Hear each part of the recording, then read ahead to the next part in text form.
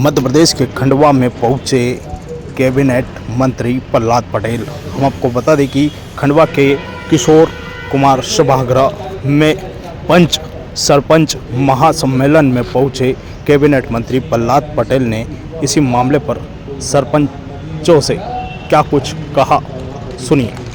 नदी नाले के 50 मीटर में स्टाफ डैम बन जाना चाहिए, संख्या अगर देखी जाए है क्या। जैसे एक सफल कार्यक्रम किया स्टाफ डैम बनाकर, तो 23 किलोमीटर में पानी भर गया। अगर इतनी ईमानदारी से वो भी हुआ होता तो कोई नदी और नाला खाली नहीं मिलता, वहां पर भी पानी मिलता। हम मुर्दे खोदने के लिए नहीं आए कि हम पीछे पलट कर देखेंगे ना, हम नहीं देखने वाले, लेकिन कहीं रुक कर तो देखना पड़ेगा, रुक कर तो सोचना पड़ेगा। जब मैंने बरसात के पहले मनरेगा के काम रोके थे तब इस प्रदेश में 8.25 लाख काम अधूरे थे, 8.25 लाख। बरसात समाप्त होते होते 4.25 लाख के आसपास काम पूरे हो गए। आज 6.5 लाख काम पूरे हो गए, 1 लाख सवा लाख बचे तो जल्दी पूरे हो जाएंगे। ऐसा आपका ही है, आपको ही मिलना है। जब मैंने पूछा कि इस प्रदेश में कितने पंचायत ऐसी है जहां पर पंचायत भवन नहीं है, 2 लाइन में पता चल गया। पहले लाइन में पता चला 1409 पंचायत बनी है, वहां पंचायत भवन नहीं है, और लगभग इतने ही पुराने हैं जहां पर पंचायत भवन नहीं है। मैं आपसे पूछता हूं, बिना पंचायत भवन के कहीं कोई पंचायत चल सकती है? पंचायत से ज्यादा बेहतर रिकॉर्ड रखने का काम कोई दूसरी संस्था नहीं कर सकती, लेकिन उसके बावजूद भी हमारी जिम्मेदारी का हमको एहसास नहीं है। दूसरी बात, मैंने कोई भी ग्रामीण भवन ऐसा नहीं है जहां पर आप 2 मंजिला भवन बना सके। आपकी नया बनेगा। मैंने पहली बार डिजाइन बदली, और जो पंचायत भवन अब लोगों को मिल रहे हैं वो 3 मंजिल ऊपर तक जा सकते हैं, जो उसकी डिजाइन है। सद्य अटल बिहारी वाजपेयी जी के जन्मदिन काम के लिए भी प्रधानमंत्री इस बात के लिए तैयार हो जाएंगे। 25 तारीख को प्रधानमंत्री आए, मैंने एक ही बार में 1153 पंचायत भवन, 37.5 लाख और 48.5 लाख 2 प्रकार के हैं। वो एक क्लस और सामर्थ्य भी देता है धरती के भीतर, और इसलिए मुझे लगता है कि हमने उस गंभीरता से लिया नहीं। अरे वृक्षारोपण तो होते ही रहते हैं, कहाँ जिंदा बसते हैं, पत्रकार मित्र भी कहते हैं, बाकी लोग भी कहते हैं, पर मैं इस बात से सहमत नहीं हूँ। इसलिए मैंने पिछली बार कहा था हमें कमियां देखनी चाहिए। मैंने पिछली बार प्रतिबंध लगा दिया था, जहां पर फेंसिंग हो और पानी का प्रबंध हो वहीं पौधा लगाइए, अन्यथा पौधा मत लगाइए। लगाएंगे तो मैं हिसाब लूंगा।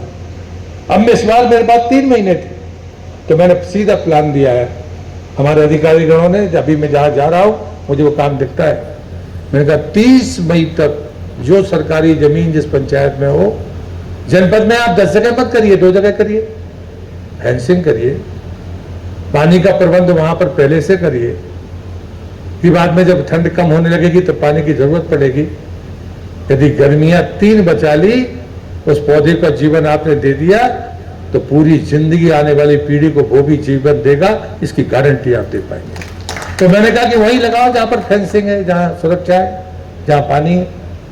इस शक्ति के साथ इस अभियान की शुरुआत है। लेकिन कोई जल स्रोत हो, तालाब हो, बावड़ी हो, नदी का किनारा हो, कहीं पर स्रोत हो, उद्गम हो, तो उन पर जरूर विचार करिए कि वृक्षारोपण कहां पर होगा। 50,000 खेत तालाब बनने हैं मध्य प्रदेश में। खंडवा का कोटा भी होगा, तो जनपदों में बटा होगा। किसी जगह पे 50 होंगे, किसी भी जगह पे 100 होंगे, किसी जनपद में। अगर आप 50 पंचायतें, तो एक में वोट पहुंचेगा। लेकिन यदि आप जनपद में बैठकर तय कर लें कि चलो ये नदी है या नाला है हमारे, उसके किनारे 50 किसान हैं, इन 50 किसानों को एक बार में दे दो, तो शायद एक बरसात के बाद उस नदी में कुछ बूंदे ज्यादा पानी की बढ़ जाएंगी। अलग अलग किसान का तो फायदा होगा, तो किसान का फायदा तो यहां पर भी होगा, लेकिन ऐसे यहां इकट्ठे होंगे तो नदी को भी फायदा हो सकता है, किसी जल स्रोत को भी फायदा हो सकता है। इतनी ही सलाह दी है मैंने कोई नियम नहीं बनाया, और इसलिए मैं मानता हूं, क्योंकि मेरी मान्यता अलग है। मैंने साफ शब्दों में कहा कि जब मैं परिक्रमावासी हूं, तो मैं जब परिक्रमा में जा रहा था तो नदी का संगम होते हैं, बहुत सारी नदियों का संगम होता है, कावेरी का भी संगम मिला, लेकिन एक नदी में पानी नहीं था संगम। और वो हमारे गुरुदेव हमसे कहते थे संगम कोई भी हो 1 किलोमीटर ऊपर चलो और वहां से नदी को पार करो और फिर किनारे आके नर्मदा के किनारे आओ। उस नदी में पानी नहीं था, तो मैंने कहा कि शिवासी जी इसमें तो पानी नहीं है, तो घूम के क्यों जाना। तो मेरे गुरुदेव ने मुझे कहा लिख, ऐसे ही बोलते थे लिख। तो मैं कागज पेन रखता था, तो मैंने लिखा। उनने कहा कि संगम चाहे नदी का हो और संगम चाहे मनुष्यों का हो, संगम चाहे वृक्षों का हो, जहां भी संगम होगा वहां पर जीवन होगा।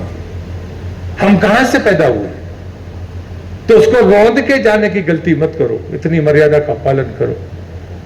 और साथ में उन्होंने कहा कि जहां उद्गम होता है वहां ऊर्जा होती है, और मुझे लगता है कि जहां पर उद्गम है, अगर उसकी हम कीमत नहीं कर रहे, और उद्गम का मतलब सिर्फ नाम नहीं होता है, अरे एक नदी का जीवन है, वो जहां से पैदा होती है नदी, कुछ तो होगा। तो जहां पर भी नदी का उद्गम होता है वहां ऊपर पानी नहीं मिलता। अगर आप कुआं खोदोगे तो पानी नहीं मिलेगा। ये विचित्र प्रकृति का खेल है, और इसलिए मुझे लगता है कि कहीं ना कहीं इन बातों को लेकर हम जागरूक भी हों और हम संकल्प भी लें। ये बातें मैं इसलिए कह रहा हूं कि जलगंगा अभियान और पंचायती राज, ये दोनों एक ही सिक्के के दो पहलू हैं। यदि आपको वास्तव में जलगंगा अभियान को काम शुरू हो गया, हमें कई बार जब हम मैदान पर जाते हैं तो हमें तय कर उद्गम पर अगर हमने वृक्षों को लगाया, वृक्ष भी लेकिन कौन से, हमारे जो प्राकृतिक तरीके से पौधे होते हैं उनका ही वृक्षारोपण करना चाहिए। हमारे सरकारी कार्यक्रमों में उनको उठाकर लगा देते हैं। ये कुछ सावधानियां हैं जो हमें रखनी ही चाहिए। इसलिए मैं पंचायत के प्रतिनिधियों से आग्रह करना चाहता हूं, ऐसा नहीं मानो कि हम आपको कोई बाबा जी बनाने आए। हम आपके अधिकार भी देंगे और आपको धन भी देंगे। अभी जैसे मैं आपसे पूछता हूं कितना पैसा मिलता है आपको इस बार? जलगंगा संवर्धन अभियान माइक क्या करूं? अरे ये थोड़ा 3 में बता लेंगे। 3 महीनों मोबाइल पीछे कर ले, माइक लगा ना। हम सबका संकल्प है जिसमें आप भी शामिल हैं कि हम नदियों के उद्गम, नदी संरक्षण, जो भी जल स्रोत आपके आसपास है उनके गिरते हुए जलस्तर को रोकने में मदद करें। और मुझे लगता है कि ये काम सरकार ने अपने हाथ में लिया है, लेकिन समाज का सरोकार, उसका सहयोग बहुत आवश्यक है। और इसलिए मैं मानता हूं कि हमारे जो पंचायती राज के जनप्रतिनिधि हैं वो समस्या से भी परिचित है और समाधान की सामर्थ्य भी रखते हैं। इसलिए मैंने आज उन सबसे निवेदन किया है और मुझे विश्वास है कि उस कदम में आगे बढ़ाएंगे। मंत्री जी, लगातार जो है प्रदेश में आपकी सरकार है, लेकिन भ्रष्टाचार लगातार बढ़ते जा रहा है। पंचायतों में भ्रष्टाचार कम नहीं हो रहा है, क्या कारण?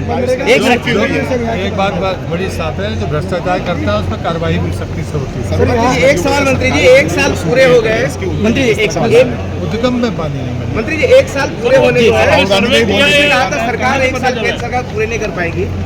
1 साल पूरे होने को केंद्र सरकार को, आप केंद्रीय मंत्री रह चुके हैं, क्या लगता है 1 साल कौन है? हमारा 1 साल यशस्वी 1 वर्ष है।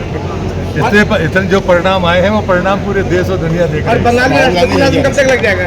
चलिए, नमस्कार।